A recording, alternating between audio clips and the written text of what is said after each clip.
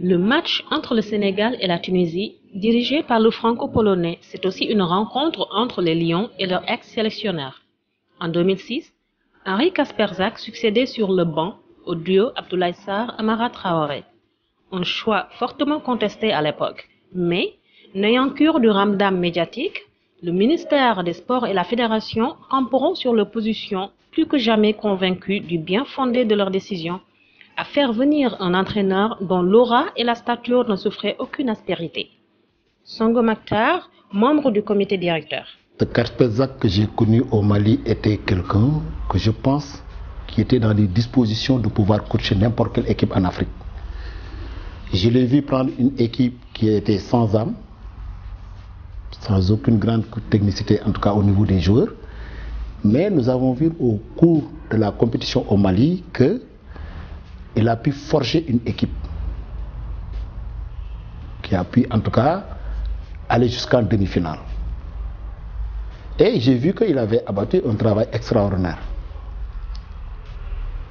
Et lorsque il a été annoncé au Sénégal, je m'étais dit également que nous sommes tombés en tout cas sur un bon entraîneur. Lorsqu'il est arrivé, bon, c'est un autre Kasperzak que j'ai vu.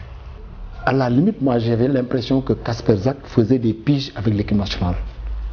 Parce que Kasperzak, au-delà de la villa de fonction qui a été en tout cas mise à sa disposition, Kasperzak avait continué à habiter à l'hôtel King Fahd Palace comme si rien n'était. Kasperzak que j'ai connu au Mali s'est complètement métamorphosé au Sénégal. Et j'ai vu qu'il lui manquait beaucoup d'assurance. Vous ne pouvez pas être capitaine d'un bateau. Au moment où le bateau commençait à tanguer, vous sautez. C'est-à-dire que moi je pense que Kasperzak devait pouvoir terminer sa mission. Bon, les entraîneurs ont l'habitude de dire, en démissionnant d'une situation catastrophique, on peut peut-être, en tout cas par rapport à cela, essayer de booster l'équipe parce qu'il y a de nouveaux entraîneurs qui étaient là. Mais pour moi, ce n'est pas le cas. Parce que Lamine Ndiaye qui a dû remplacer cet entraîneur était dans le groupe. Donc le déclic qu'il a essayé de chercher, il ne pouvait pas l'avoir. Il ne devait pas démissionner. Capitaine à l'époque, El Hadji Diouf lui trouve des circonstances atténuantes. Je pense que moi, ça ne m'a pas choqué parce que vous savez qu'il y a des entraîneurs qui ne peuvent pas atteindre leurs objectifs et qui partent tout de suite après le match. Et je l'ai compris. C'était quelqu'un aujourd'hui qui connaissait une seule chose, la gagne, et il a été déçu. Avec l'équipe qu'on avait et on n'est pas passé au coup. Je crois que il avait bien fait de démissionner. Et j'étais avec lui, franchement, j'étais en phase avec lui. Et ce qu'il avait fait, c'était grand de sa part. Il y en a aujourd'hui qui ont échoué, encore et qui ne veulent pas partir. Mais lui, au moins, il a eu le courage de partir au mauvais moment. Si le football c'est comme ça, c'est qu'il faut le prendre avec l'expérience, il faut être au-dessus de ça et finir.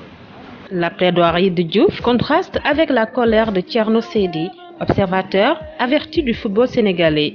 L'argent du joueur est sans concession. Pour moi, ça a été le plus gros scandale du football sénégalais en termes de coaching parce que ce monsieur-là a manqué de respect au Sénégal, aux joueurs, à l'Afrique. Et je suis encore plus dégoûté quand je vois qu'aujourd'hui il y a encore des sélections qui vont aller chercher des gens comme ça. Parce que je pense que pour amener une image, quand un chef de guerre s'en va avec sa troupe, je pense que s'il y en a un qui doit être le dernier à lâcher, c'est lui. Et là, il a fait au moment où tout était encore jouable, okay, on aurait pu se qualifier parce qu'on n'était pas éliminé le dernier match, parce que je crois qu'on devait jouer à l'Afrique du Sud, donc tout était possible. Et après le premier match, le deuxième match, dans les vestiaires, tu annonces carrément ta démission, parce que simplement l'équipe à un moment donné a été, je crois que c'était après le match contre l'Angola. Je trouve en tout cas, je ne sais pas si c'était l'Angola, mais je trouve que son attitude était irrespectueuse vis-à-vis des Sénégalais et du continent, parce que cette attitude, il ne l'aurait jamais eu en Europe. Et c'est là où j'ai du mal à comprendre que ce monsieur encore continue à exercer en Afrique. Parce que pour moi, je serais dirigeant, je l'aurais banni à vie. Jamais j'allais mettre une croix sur lui parce que c'est un lâcheur. Fédéraux comme observateur, le football s'accorde sur une chose: contre la Tunisie au Gabon. Rencontrer Kasper Zak à la fin doit être une source de motivation. J'espère que, alors là, le plus beau cadeau qu'il me ferait, c'est vraiment de lui mettre une bonne claque pour qu'il comprenne que le Sénégalais, il y a des choses qu'on ne fait pas. Voilà. Mais pour moi, ce qu'il a fait, c'est un manque de respect pour une nation. Ce monsieur était payé à l'heure, il était dans les meilleures conditions. Il n'était jamais à Dakar, pratiquement. Il n'était jamais à Dakar. Il vivait pratiquement en Europe. Il était un des fonctionnaires les mieux payés à l'époque. Donc il a osé faire ça. Et on vient des fois, quand je vois les gens, quand ils viennent, on déroule un tapis rouge à peine. Je ne comprends pas l'attitude des dirigeants. Mais bon, c'est du passé. Mais j'espère que ça va nous servir de leçon en tout cas. C'est sûr que il va passer les sévères. Aujourd'hui, il n'a pas passé de très bons moments au Sénégal.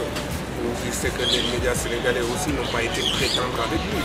Maintenant, comme je dis, c'est à nous aussi, nos joueurs, notre équipe nationale, de nous montrer que il avait tort aussi de quitter le Sénégal. Parce qu'il pouvait penser au long terme aussi. Et maintenant, comme il avait pris sa décision, moi je crois que le match du Sénégal-Tunisie, ce ne sera pas facile. Mais normalement, si on parle pour parler du Sénégal qui est meilleur sur le papier, maintenant, comme je dis, les joueurs doivent prendre leurs responsabilités et gagner parce qu'ils ne le font pas. Ils ne jouent pas contre Paris, Kasper Zak, mais ils jouent contre la Tunisie. Une équipe toujours redoutable, une équipe qui a un passé, une équipe qui est toujours prête. Mais sur le papier, normalement, le Sénégal est meilleur. The breakthrough finally came, a goal-mouth scramble. The ball falling to Diamansi Camara with the easiest of finish.